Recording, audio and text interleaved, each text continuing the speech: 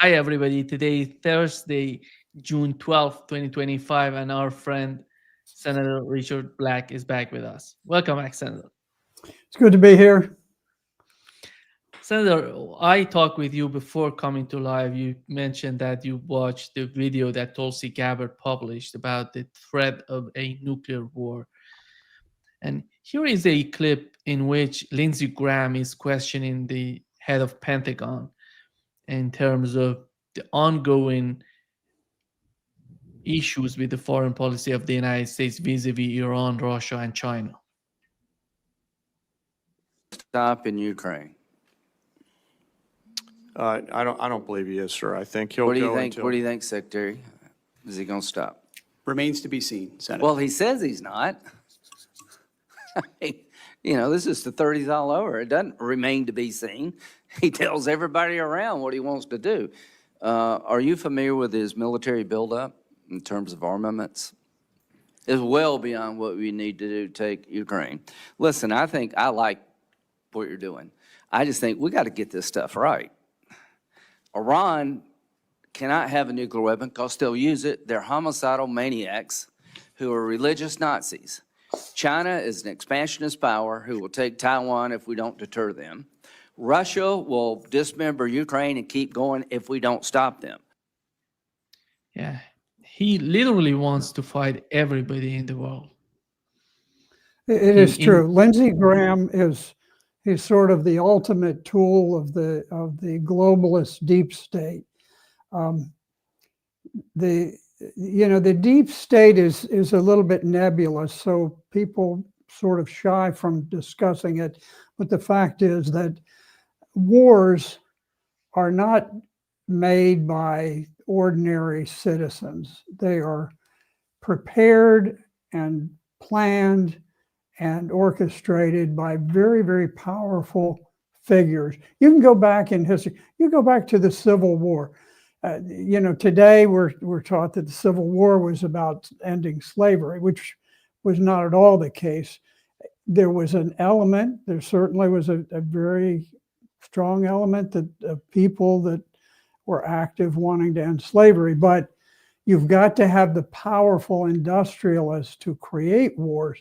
And in this case, the sort of the internet of the time was the Transcontinental Railroad. And you had Abraham Lincoln, who was a railroad lawyer, and he was connected with the big railroad people in the North. They wanted the Transcontinental Railway. Everybody knew it was going to be built. They wanted it to go in the North. The southern states wanted it to go on a southerly route.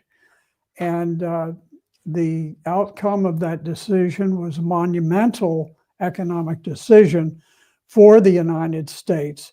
And as a consequence, you had these huge industrialists in the North who were making all of the preparations to make war. And so this is not new. This is not something that's novel to recent times.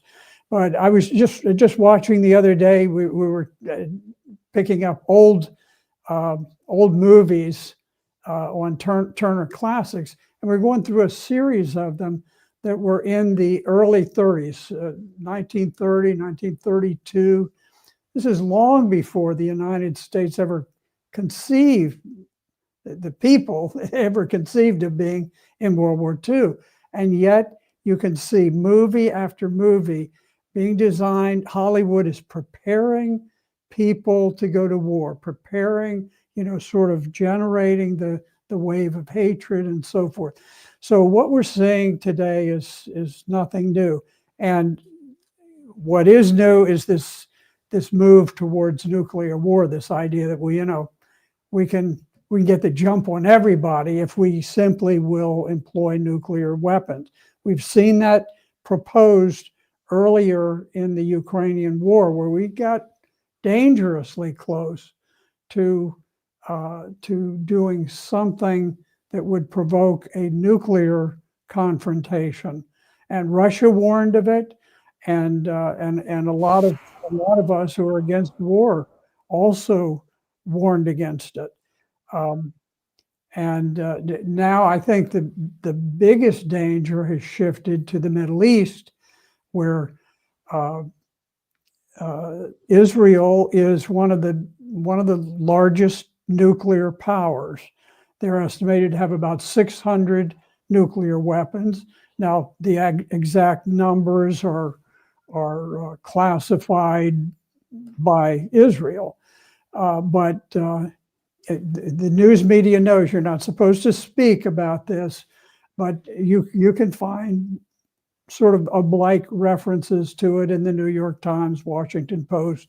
I imagine. I haven't specifically researched that recently, but I know it's in major media publications. They sort of quietly allude to it, so the insiders understand. They're a big nuclear power in the same sense that China is a big nuclear power.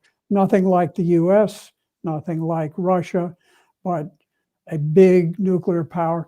They have nuclear armed submarines. They have jet aircraft, nuclear powered. But anyway, lots and lots of weapons. You mentioned the situation in the Middle East, and we know that the Israeli government, the Netanyahu administration, as Haaretz reported yesterday, they're somehow in a state of collapse. Netanyahu cannot keep up with the government. They have a lot of problems in Israel, but they want to attack every time. Haaretz reports that every time Netanyahu is talking about attacking Iran because of his position in Israel. I would wonder what's your take on the way that Donald Trump is handling the situation in the Middle East? On the Iranian part, when you look at, I talk with Iranians, they say that they know what is the red line for them. They're prepared to negotiate, to make an agreement with the United States. But on the part of the United States, every time Steve Witkoff goes and negotiate, comes out and says something different. How you can get an agreement with this sort of changing the rhetoric every time?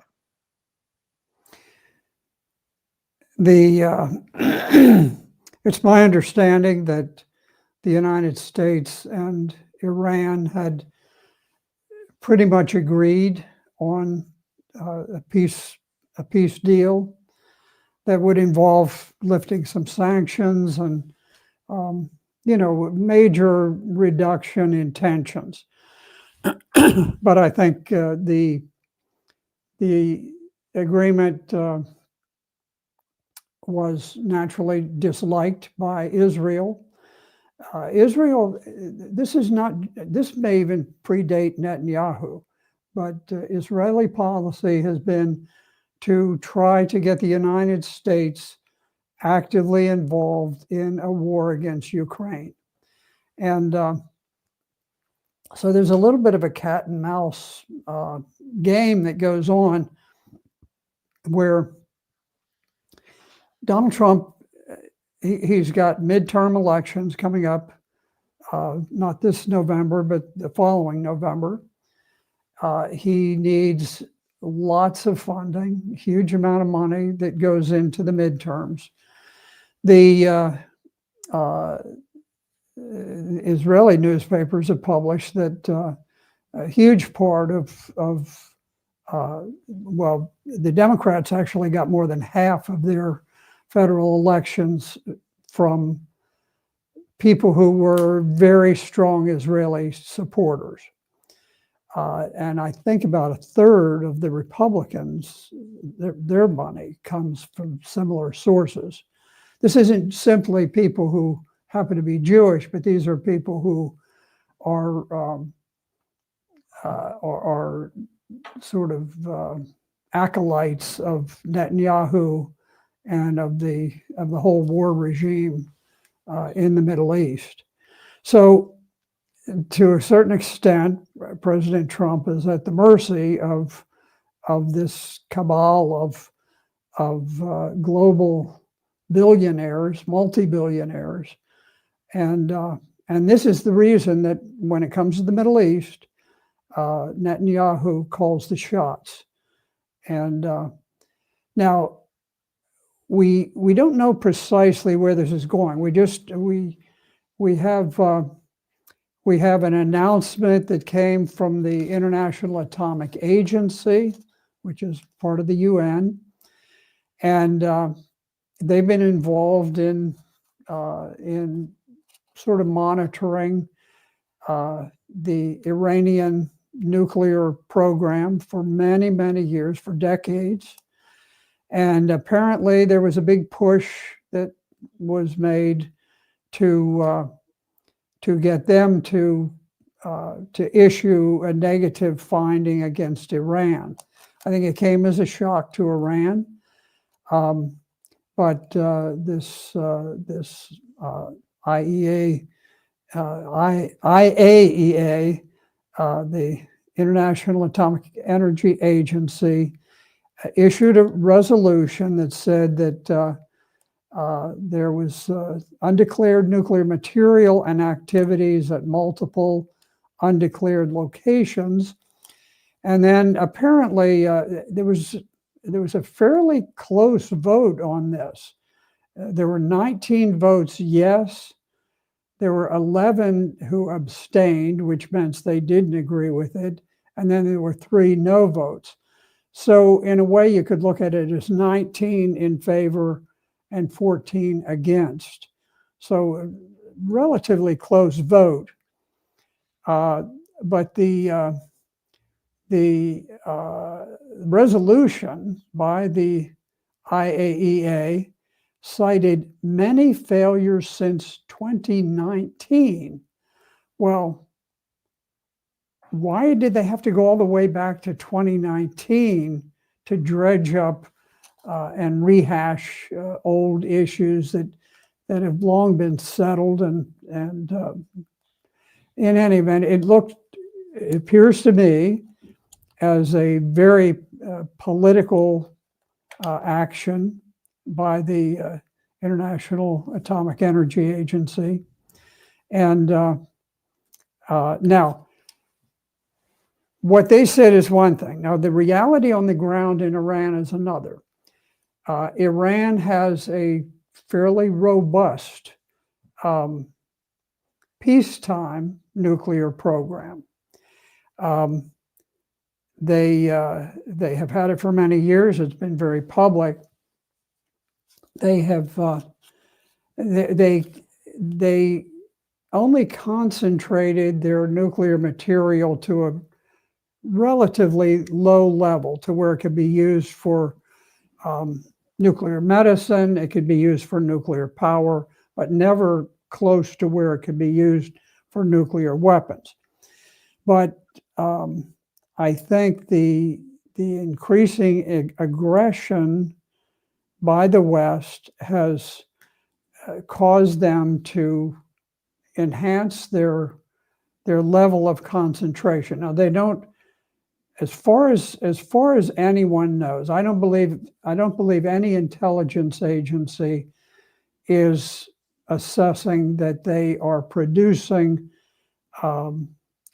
nuclear grade concentrations of the uranium. I think it's uranium-235.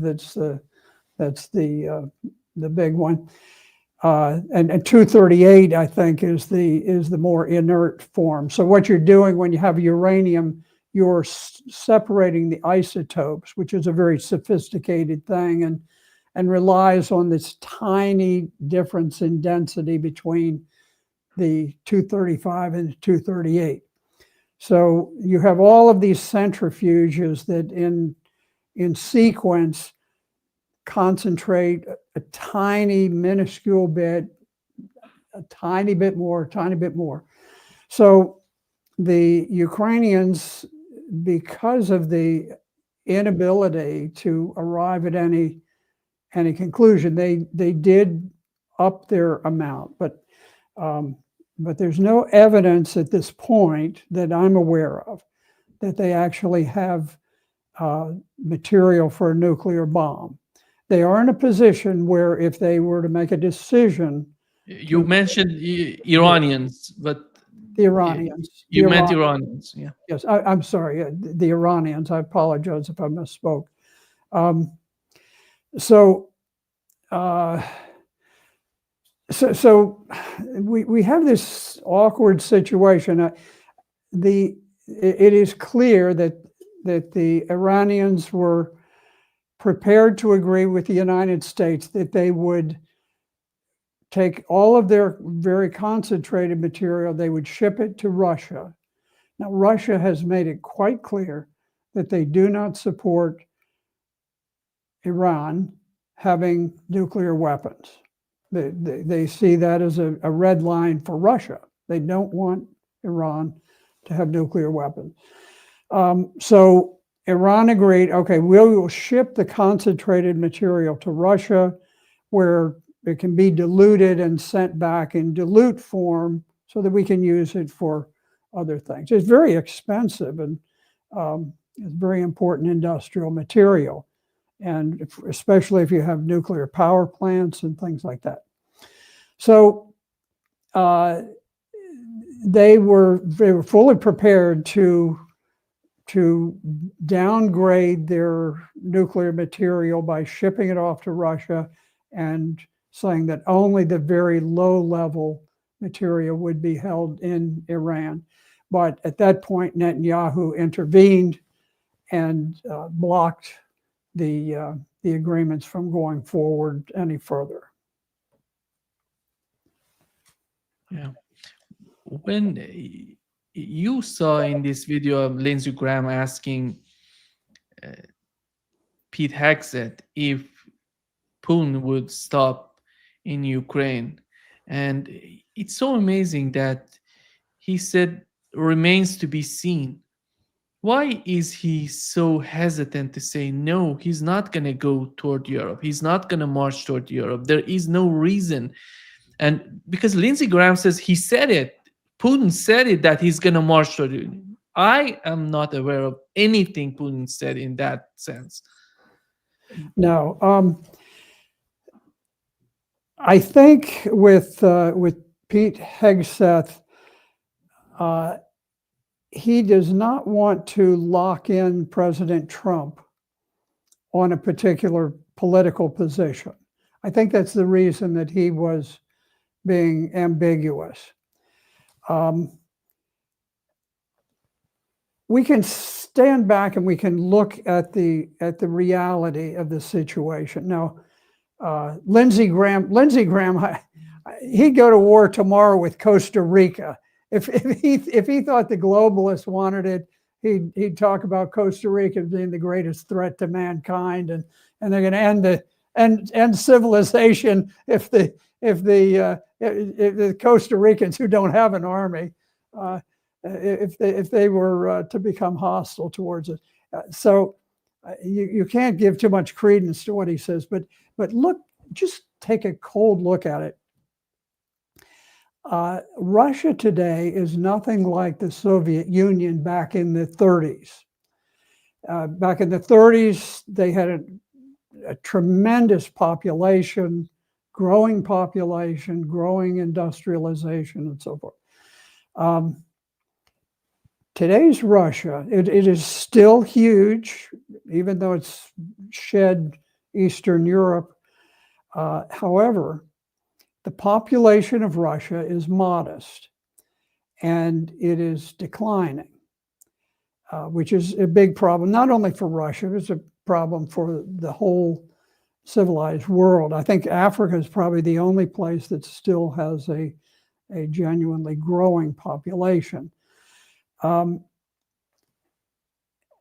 If you look at the last couple of years of war in Ukraine, you haven't seen Russia, smashing through and heading west and running its armored columns up to the Ukrainian border in the Western Ukraine. You've seen this tremendous slogfest, this trench warfare in essence, that's taking place within the 20% of Ukraine that borders on Russia. It's been a very hard fought battle, not simply for Ukraine, but for Russia.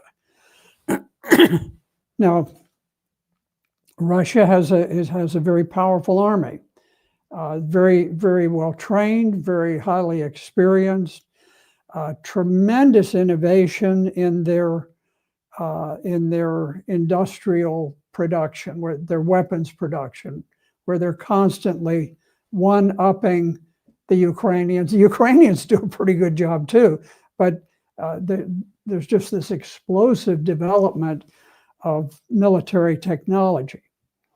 But just imagine if tomorrow, if the war with Ukraine ended, and tomorrow NATO said, we're going to lay down our arms. We're tired of this. I mean, this is obviously fantasy. But if they did, what would Russia do? Could you imagine Russia's, sending, say 4 or 5 million troops into Western Europe? Where are they going to get 4 or 5 million troops? They don't have people. They have the ability to defend their borders, which they're doing in Ukraine. Even if there was no resistance, what are they going to do? Can you imagine Russian soldiers walking around, looking at the Eiffel Tower, looking around Berlin, or what? I mean, what would they do? They wouldn't have a clue what to do. They couldn't, even if they owned it, even if it just were given to them on a silver platter, Russia couldn't do that. Russia's got this vast expanse of territory. They have endless natural resources.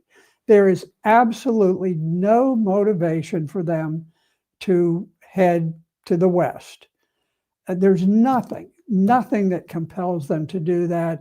And I will tell you, when this war ends, if it ends in a permanent way, which remains to be seen, it may be very hard, but if there's any assurance that it's over, Russia for the next 2 generations is simply going to be struggling to move from a wartime footing to a peacetime footing and rebuild their infrastructure and all of this stuff. The idea that with a declining population and a relatively modest population for a big country, the idea that they're going to expand and try to take over the world is nonsense. It is idiotic. There is no rational substance behind it. And so now, will Russia defend its interest right on its borders? Yeah, it will. If something happened in Georgia, if the CIA or MI6 were able to topple the government in Georgia, would Russia be a little more aggressive? Maybe.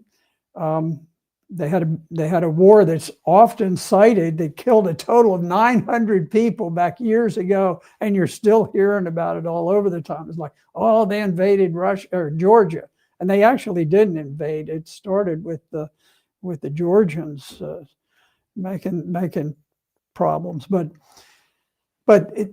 I think the one thing that people, they're really interested in peace, like you, Nima.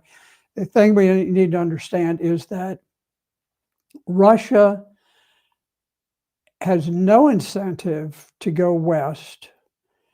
They have no capability to go west. They're very powerful on their own border, very powerful, but they have no capability of going into these endless expanses that lie between them and the West. They just can't do it. Senator, do you feel that Europe is somehow manipulating the Trump administration, or they're successful in this sort of manipulation that they're doing in Ukraine? you know, from the time that Trump took office, he's been under enormous pressures. There are tremendous forces for war. There are huge American hedge funds that have been investing money. They've been placing their bets in Ukraine. And certainly there are ones who are thinking, you know, if we could somehow disintegrate Russia and break it up into parts. Russia has such fantastic wealth in natural resources. It's one of the greatest exporting nations of the world. And people have this misconception that, well, you know, they produce oil and that's it, you know. You hear American generals, Russia is nothing but a gas station and an army. Well, this is foolishness. They are the greatest exporter of lumber. Who knows that? Greatest exporter of wheat, the greatest exporter of fertilizer, greatest exporter of natural gas, one of the great exporters of oil, and a lot of material, a lot of machinery and industrial things, weapons. They're major weapons exporters. India relies on them for all of its major purchases. That's always bugged the United States, but India is very nervous that they don't want to suddenly discover that the United States flips on them and controls all of their weapons. So they've always, from a strategic standpoint, they've gone for the Russian weapon. And a lot of countries look and they say, you know, we can buy really great Russian weapons far cheaper than we can get marginally better American weapons. This word has begun to circulate that if you're going to fight a major war, you can't just do it with a handful of weapons. You have to have the ability to sustain it. And here we were, you know, we shipped all of these M1 tanks over there. That was going to be the magic weapon that's going to resolve the war. There, almost every single one has been destroyed. They're not very durable on the battlefield, and so countries are looking, saying, "Why do we want to spend fortunes on an M1 tank, which is a pretty good tank in some ways, where maybe we can buy 3 tanks from Russia that are maybe not quite, maybe they're marginally different, but you know, kind of in the same ballpark." So but it's one thing when you think about the tremendous defense industrial base of Russia, but then it's another when you think about the population base. In the end, it requires large numbers of people to muster great armies. And right now, Russia doesn't have large numbers of spare people. Relative to Ukraine, yes, they have a much bigger population base, but relative to NATO and the European Union, no, they don't. Carl, do you feel that one of these European countries, maybe the United Kingdom, is more involved in more manipulated when it comes to Ukraine, or you see some sort of differences that you see Germany more bold, more important when it comes to Ukraine? Who's the main player in Europe, in your opinion? The United Kingdom is the great force behind the war with Ukraine right now. There are huge London bankers who have placed their bets. They made money on wars in the past, and they intended to do that this time. What happens? You've got three intelligence agencies. You have the CIA, MI6, and Mossad, the Israeli intelligence. These agencies have almost a bit of an independent view of the world, and they have long range aspirations of where they want to go to war and how they want the wars to unfold. And when the national leadership in one of the countries shifts and becomes more peaceful, then the others just pick up the flag and continue marching forward. Right now, with President Trump, whether he's able to, I think certainly he does want to diminish the wars and the conflicts. And so I think you see a shift from the CIA, which was intensely active in promoting wars around the world, and they've taken a step back, and the push has shifted to MI6, which MI6 apparently was deeply involved in the drone attacks on Russia, which seemed to be a provocation intended to interfere with peace talks between Ukraine and Russia. And literally, they came the day before the peace talks were supposed to take place. And so, yes, MI6 is very, very deeply involved. I think they have the lead in terms of intelligence. And then France, with Macron, he's sort of the front man for the NATO pro-war effort. Welcome, Colonel Davis. Hi, good to be with you again. So nice to see you. And Colonel, we were talking about with Senator Black, we were talking about who's the main player in Europe, who's running the show in Europe. Considering the latest attack, the attack on nuclear bombers in Russia, which was one of the most crucial, important part of the Russian army that so far has been attacked by Ukrainians. Your take on that?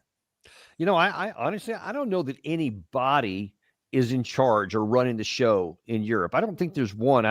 You have some quarters where Emmanuel Macron seems to be taking the lead. Other times Keir Starmer does.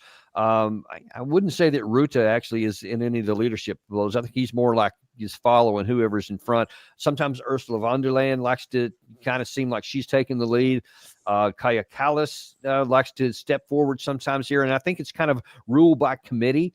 And then you obviously have the dissenters, like with Robert Fico of Slovakia or Orbán from Hungary. And then you've got a lot of others kind of just sort of on the fringes or on the outside. Some are kind of quiet. You have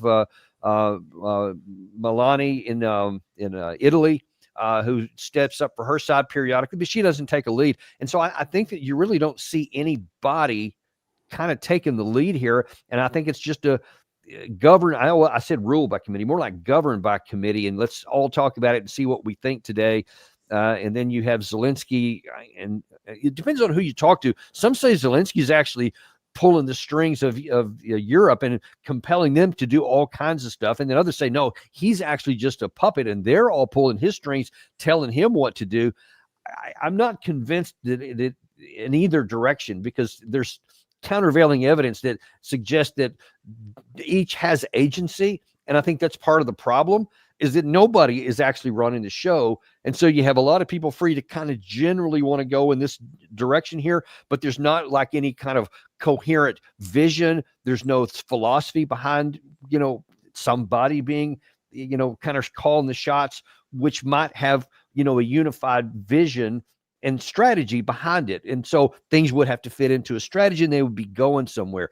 Instead, I think you just kind of have people going, well, We don't like Russia, and we don't want them to win. So we don't want to admit defeat. So let's just keep kind of going and giving them Ukraine as much stuff as we can here. And of course, you have Ukraine, and Zelensky is always feted as a hero every time he goes anywhere. That's had some comments earlier this very day, et cetera. He's always has the head place at the table, a place of honor, no matter where he goes, et cetera. So I'm not convinced that he's just the puppet, but because if he is, who's the puppet master? Who's pulling the strings? And I don't see any clear-cut evidence for that. So from my position here in Washington, D.C., that's about as accurate as I can get for you. Can Senator, with the way that Colonel just explained to us, it seems to me that there is some sort of secret deal among the European leaders to the way to somehow manipulate the Trump administration, not by the United Kingdom alone, but all of them together somehow playing to manipulate the administration in Washington. Is that the case? Because I don't see Zelensky doesn't have any sort of leverage over European. What does he have to force them? Well, Zelensky is certainly a tool of NATO. He's not even an elected president at this point. His mandate expired, and unlike other countries have elections during war. Abraham Lincoln, he had elections during the Civil War. During the war in Syria, President Assad was very diligent about conducting elections. Russia has had elections during the war.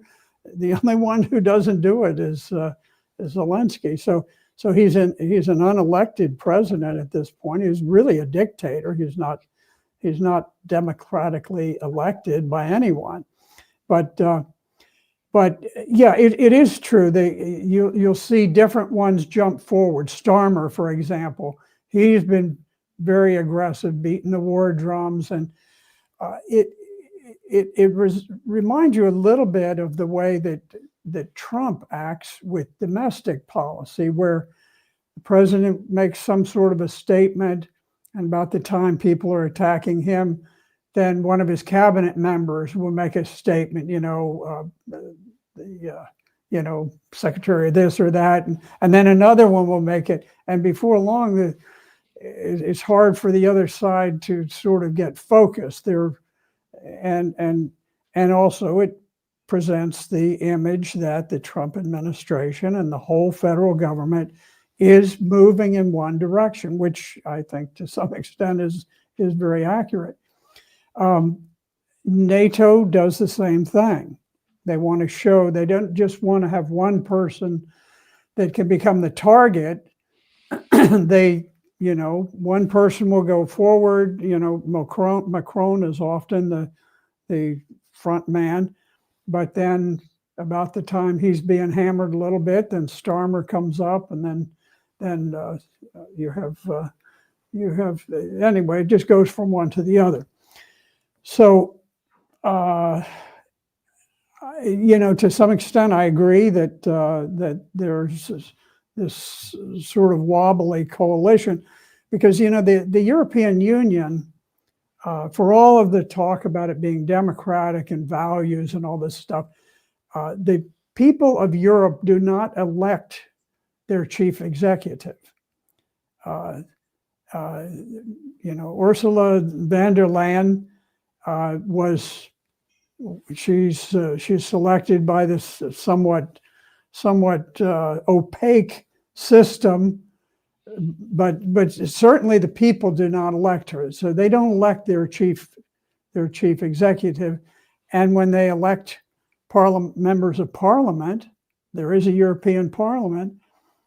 The members of parliament can't introduce legislation, so it's a total facade. Yeah. The people have no voice in the European Union, and so consequently,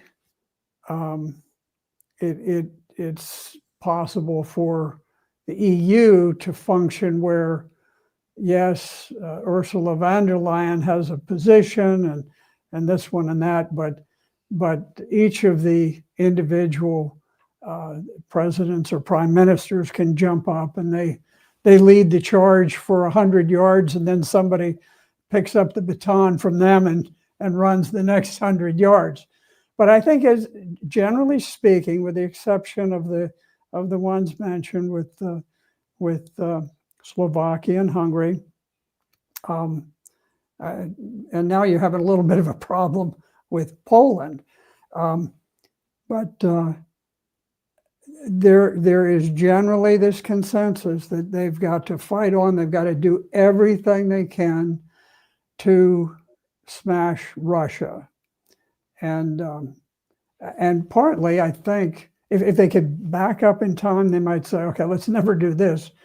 But now they're in for it, and they, it's become, a matter of pride to show that, okay, what we've done by bankrupting our populations and helping the U.S. to destroy the Nord Stream 2 pipelines and all these other things. They've made a mess of their economy. It's just disastrous. And so you have the leadership of these various more powerful countries in the EU basically just protecting themselves, because they know that when the war with Ukraine and Russia ends, people are going to sit back and say, why did we do this? And, why did we ever believe this idea that somehow Russia just one day jumped up and stormed across the border to try to steal some land? Why didn't people understand that it started when we overthrew the government of Kiev and installed a revolutionary junta and forced Russia to come across the border? These things, when the pressure is diminished, the questions will be asked, and it won't reflect very well on the European leaders who have been in power during this time. It doesn't seem, Carl, that anybody is interested in the diminution of tensions. And with the latest attack on the nuclear bombers of Russia, somehow I was thinking, what is the main reason for this? There is nothing coming out for Ukraine and nothing positive on the battlefield for Ukraine. And it came out yesterday, or the day before yesterday, in an article in Financial Times. It says how AI is effectively being used by Ukrainians to attack Russians in the latest attack. It seems that in the West, they're trying to say the manpower, the problem that the Ukrainian army has today can be solved by AI. We can continue this war. We don't need manpower in Ukraine. We can go with AI. Your take on that, Colonel? That's fantasy. That's nothing but sheer hubris and more arrogance. One of the biggest sins that we've committed from the beginning of this war, by continuing to go to pursue policies that had no rational possibility of or hope of success. And because we wanted it, we didn't care what the balance of power was. We didn't care what the capabilities of the two sides were. We just want this outcome here, so we're going to pursue it. And even when it began to clearly be manifest on the battlefield, on the reality on the ground, that our hopes and our aspirations were not going to be accomplished, we still didn't change course. We still didn't acknowledge reality. We didn't take the diplomatic off-ramps we could have taken. We didn't show any evidence or interest in even creating any genuine diplomacy that was focused on ending the war and bringing the conflict to an end under the best terms that we could have gotten for Ukraine. There were many off-ramps for that. We punted all of them, forfeited every single time. And now then here we're doing the worst really of all, because now it is increasingly evident that that the manpower issue at all, forget about AI, forget about drones, artillery, tanks, all this stuff for the moment. Those all have a place and they're all important, but it always comes down to manpower. I don't care how many tanks, planes, and drones that you have. If you don't have enough people to operate them, you're going to lose. And even for these drones, as critically important as they are, and they're probably the single most important platform in the war today. It's definitely supplanting tanks, which used to be the primary one, also supplanting artillery, which previous to that was the main one. Right now, it is definitely drones. But still with the drones, as with all these other things, you've got to have a man to either hold terrain or take it. A drone can drop bombs and it can blow stuff up, but it can't take or hold terrain. You still have to have men. And that's where Ukraine is on a dearth. They are on a net loss every single month because they cannot even force mobilize enough people to come in and hold the territory. And they don't even have a fantasy of taking anything from Russia, but Russia does have the manpower to continue to bring forward folks into the fight here. So even though that there are significant casualties on both sides, Russia doesn't have as many because of the way they fight and the way that they prioritize firepower over maneuver and warfare. And the Ukraine side simply doesn't have enough to offset losses. So while the Russian is getting bigger in the manpower every day and bigger in the drones and the technology, Ukraine side is shrinking every day in the manpower. And it's just inevitable that at some point, the fabric of the army is going to get to a weakened point that no one can predict. I thought it would have happened before now, so I've obviously been wrong on that, so I won't try to predict anymore, only to say that the fundamental, though, still remains active and at some point will impose itself, and there will be some kind of a collapse somewhere. And then because Russia has so many more troops, they can literally just flood into the country once they break through someplace, and there's nothing Ukraine can do to stop it. So there is no practical, viable military path forward for the Ukraine / the Western side to continue this war and to have this fantasy that they've been saying earlier today and also yesterday, that they want to force Russia into a peace that benefits the Ukraine side. That's what Zelensky demands of Russia. That's pure fantasy and arrogance at the highest, because Russia is mocking it. They're laughing at it, and they're having plans on the ground that they have resourced in both manpower, equipment, and ammunition to be able to conquer by force of arms what they want on the battlefield. They don't care about this spin, because when spin comes clashing with reality, spin will lose every time. And we've been seeing that play out on the war. And as long as we keep going with this fiction and this arrogance and this hubris that we are going to get what we want because we want it, aside from what's reality, we're going to suffer a big time loss, worse than we can even imagine. And Russia is going to come out of this on the upper end, and it's going to be bad for us. Senator Donald Trump, after a phone call more than 2 hours, has decided to let Russians and Ukrainians talk directly to each other. And he said that they can solve the problem. But the problem is not, look at the memorandum that Russia is proposed. 33 points in that memorandum, most of them all related to the United States and Europeans and the behavior of NATO.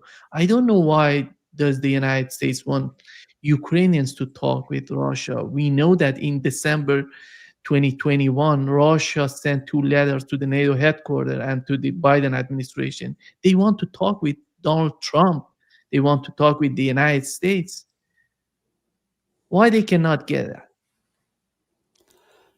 You know, the mechanism of this war has really gotten very complex. The reason that the war started was that NATO decided to move into Ukraine. They decided that they would bring Ukraine into NATO, and that was a red line for Russia. And the reason that it was a red line is that all of a sudden you would have a hostile alliance immediately on Russia's border. And they would be able to move nuclear weapons right into the country and just be within minutes of hitting Moscow and St. Petersburg. So if you go back to the beginning of where it all starts, now the problem then, the war begins, and Russia is forced to come across the border, and we very nearly made peace within, well, I say we, the Russians and the Ukrainians jointly got together and they hashed out a peace agreement that was almost ready for final signature 2 months after Russia had crossed the border. Very few casualties, almost no property damage. And at that point, NATO moved in, said with Boris Johnson, the Prime Minister of Great Britain at that time, came and with the support of Biden, he said, look, get back to war, knock off this business of peace talks. And that's what they did. And since then, who knows how many people have died? Who knows? Hundreds of thousands at least. And now, what's so complicated is to unwind this thing. NATO, which started it by saying we're going to go in and take Ukraine, must now cooperate in a way that will sort of permanently say we will not go into Ukraine ever again. And so you've got, the European countries that are all in for war, and they don't want to cooperate with that. I think the Trump administration would love to have them agree, but it's difficult. And for Trump, the only real chance he had of ending the war in 24 hours, as he had promised, was to cut off all of the American satellite intelligence, all of the Starlink maneuvering ability that the Ukrainian army had, to withdraw all U.S. troops, all sort of Blackwater type contractors, all CIA agents, everything from A to Z. And I think had he done that, I think the war would have ended, because Ukraine just at that point just couldn't have maneuvered, they couldn't have targeted, and it wouldn't have happened literally in 24 hours. But I think then you could have hashed out an agreement between the two sides. But the problem is that Trump is like any national leader. He has political forces from different directions, and he had them even within his own administration. So the struggle now is, how do you get this permanent guarantee that NATO won't just wait until Trump is out of office, get perhaps a Democrat president, and say, okay, well, let's go back in. To me, the war must be ended on the battlefield, because otherwise, I don't know how we can actually provide the guarantees that Russia has to have for its own national security. They have to give their own guarantees, because the United States can't control a guarantee past one administration. And that's really what has created this dilemma for everyone, is that we cannot come together and give Russia the guarantees it needs to where it feels a permanent sense of security. The only security for Russia, unfortunately, is a powerful military force that is in a much better strategic position along the front lines than it was when it started. Carl, do you feel that Donald Trump is losing his momentum? Because he had the great opportunity to put an end to the conflict in Ukraine. He talked about it before coming to power. He mentioned everything, every aspect, every angle of the conflict in Ukraine.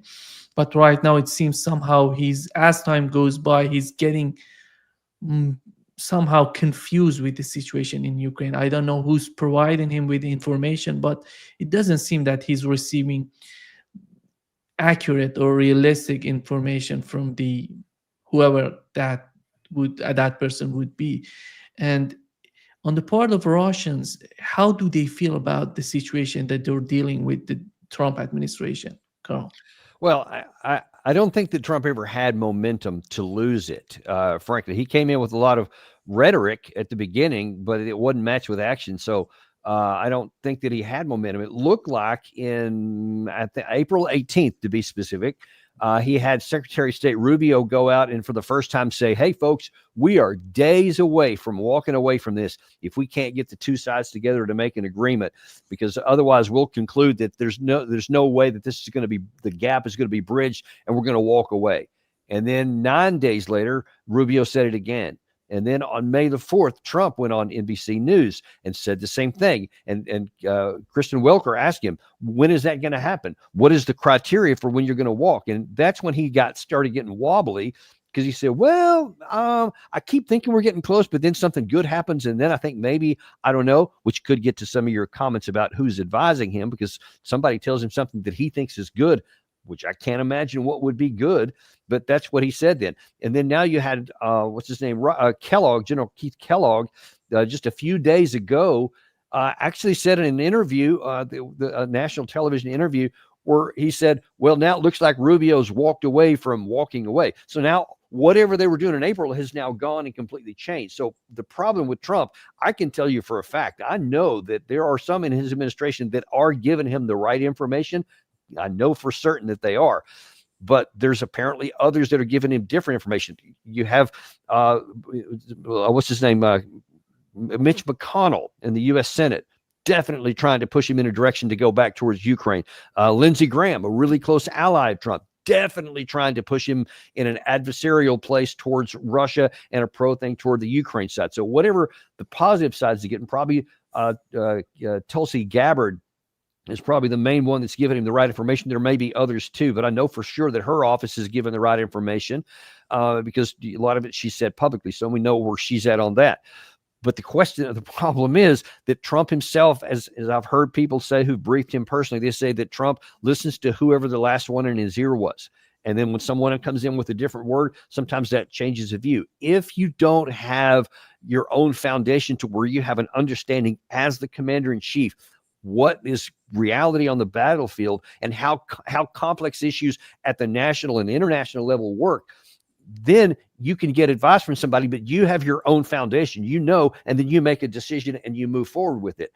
But if you don't have a foundation, if you don't have that kind of knowledge, then you're at the risk of somebody who sounds convincing here, then somebody else who sounds convincing there. And then you have what we're seeing play out, which is, policies all over the map, and then they change, and then now nobody knows. And I'm talking about inside the administration, inside the U.S. or internationally, what his plan is. So no one really knows. Colonel Black was 100% right. Trump could, and I think should, have come in and immediately, on 24 hours, he could have started the process right after assuming office and said, that's it, we're walking. There is no rational path to any kind of a military success for Ukraine. Forget about winning. That's not even in the conversation. There's not even a version of success militarily. You've got to take the best deal you can get, negotiated settlement that will definitely be, by this time, in Russia's favor. There's no question about that. There's not a good one that's in Ukraine's favor, but there is a worse outcome if you don't take that. Trump should have said, because that is the reality here, we're going to walk away from this and we're going to leave it up to Ukraine, an independent country, to make its own choice. If Europe wants to get behind it, they're free to do that. They're also free agents. They can do whatever they want. We're going to do what's right for our country. I will not underwrite failure and send more American money and give any kind of support for something I know can't succeed. That would have been a rational position to take and something that would have been plausible. But he chose not to do that. And instead, he's doing some hybrid. Well, actually, no, it's not even a hybrid. Now it's like he's just kind of going with the wind and just seeing what's going to happen. And he's not influencing Zelensky. He's not influencing the European leaders. And he's definitely not influencing Putin. He's tried to do that with all of them, and he's failed. So instead of showing that we don't have any influence anymore, we're not the indispensable nation that we used to love to call ourselves. I think that the only rational thing to do is to end this right now. And the last thing you asked me was about, how this is viewed from Russia. Listen, I think that from what I can gather from talking to some Russian sources, they're mocking the West now. They laugh at us, and that means both us and Europe, because they say, you guys are feckless. You don't have the power to back up your words. We do. So now then you have like Dmitry Medvedev on June 3rd, where he says, hey, listen, this meeting we had at Istanbul with this, at least at the time, was a 12-point plan that we issued. That's not for negotiations. That's for a victory. This is basically an ultimatum. You will either accomplish this or we're going to take it with force. And they are resourced to be able to move forward, whether it takes them another 6 months, another year plus, through the 2026 maybe even. I mean, they are resourced and prepared mentally to do that. And they have the capacity. And if it takes that long, they can conquer everything all the way up, even past the Dnieper River, if it gets that far. And we can't stop it. So that's what I think Russia's saying, that we'll take a negotiated settlement if they'll give it. And if not, we'll take it on the battlefield. Because again, one more time to reinforce what the colonel said there, that Russia is not going to trust anything that anybody says. And if they don't get a deal that they can control their destiny and their security, they're not going to accept it. And they will only do that when they can take it on the battlefield. Senator, I think the outcome would be right now, and with the current situation in Ukraine. And I'm sorry, Nima, I'm sorry, but I'm going to have to leave here. So I'm going to hand it back over to you guys. Thank you. Senator, the way that Colonel was talking about, we know that Russia right now needs the United States to interfere, to come up and to find some sort of solution. If they go with the continuation of the conflict in Ukraine and they literally destroy everything in Ukraine in terms of Ukrainian army. I'm not talking about infrastructure, all of that, civilians, not anything of that sort. But in terms of the Ukrainian military, so what would be the importance of the United States? What would be the importance of the relationship between the two superpowers for Russia? Right now is important. The current situation is important for Russia. The new administration gave some sort of hope to Russians that they can do something diplomatically. If the United States, if Donald Trump is not able to deliver on that, and he's going to go the same way that the Biden administration was, somehow doing nothing but supporting Ukraine, so there is no difference in the eyes of Russians. Well, first of all, one thing that clearly we have the power to do is to control sanctions.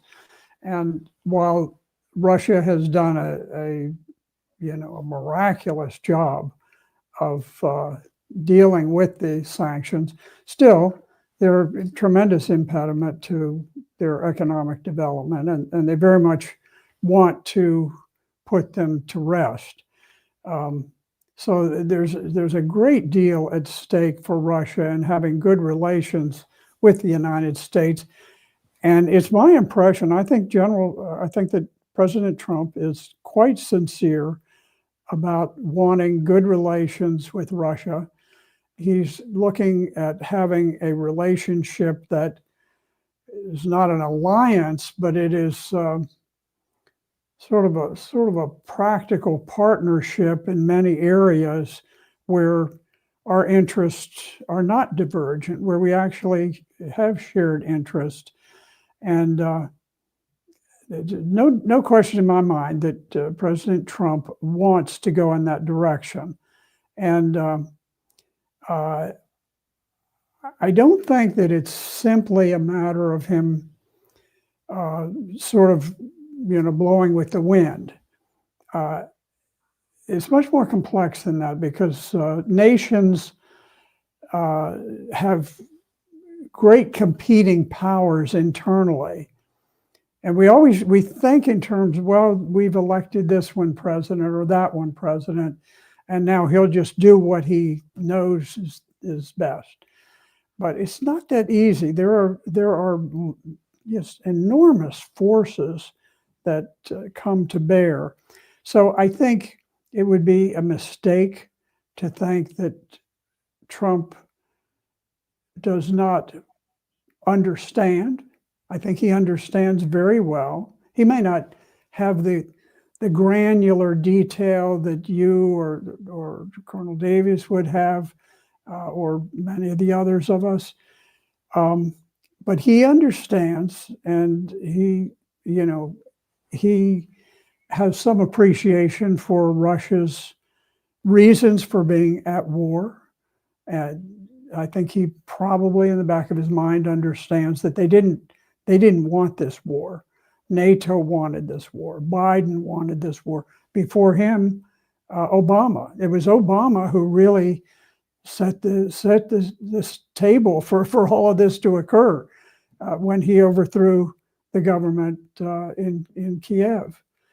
And I think over time he's gotten a satisfactory understanding. Now he has people like Keith Kellogg who, he's all in for war. How he ever got appointed to his present role, I don't know. But again, the president, he's being buffeted by powerful forces this way and that way. And he does what he can to maneuver between those forces and achieve the best outcomes that he can. So he's not an independent actor who can simply command the direction of global affairs, but he can influence it enormously. And I think he wants peace in Ukraine. I think he would like his obituary someday when he passes on to say he's the man who brought peace in Ukraine. He would have loved to have something similar for the Middle East, but that's long gone. But I think he doesn't want that line in the obituary to say he brought peace in Ukraine, but then he brought a great new war in Iran. He doesn't want to go to war in Iran, but that doesn't mean we're not going to go. It just means that, at least we have him leaning against it, not leaning in favor of it. So I learned that years ago when I was very deeply involved in the events in Syria, and I said something that was mildly critical of Iran, and I had said that Iran had missed a particular diplomatic opportunity. If they had done thus and so, then it would have had a tremendous positive impact. And I had a communication, very indirectly, but it came from the Ayatollah Khomeini. And the message was essentially, you don't understand the complexity of affairs within Iran. You don't realize that there's not some one person who can simply just on the spur of the moment says, let's do this. And you've got all of these different forces. And and I sort of responded through these very complex channels that I appreciated that reminder, because it's true of Iran just as it's true of most countries, that you can take the simplistic view that this person is making this decision, but in fact, this person has a direction he wants to go, and there are people pushing from different directions. And I think with President Trump, it's a classic example where he doesn't have he's not holding a hand of all aces. He's got a mix. Maybe he's got a couple of pairs. Maybe he's got something a little better, but his poker hand is not a royal flush by any means. So in foreign affairs and in other areas, he has much more power. Yeah. Thank you so much, Senator, for being with us today. Great pleasure as always. Well, thank you. I've enjoyed the discussion. See you soon. Bye bye.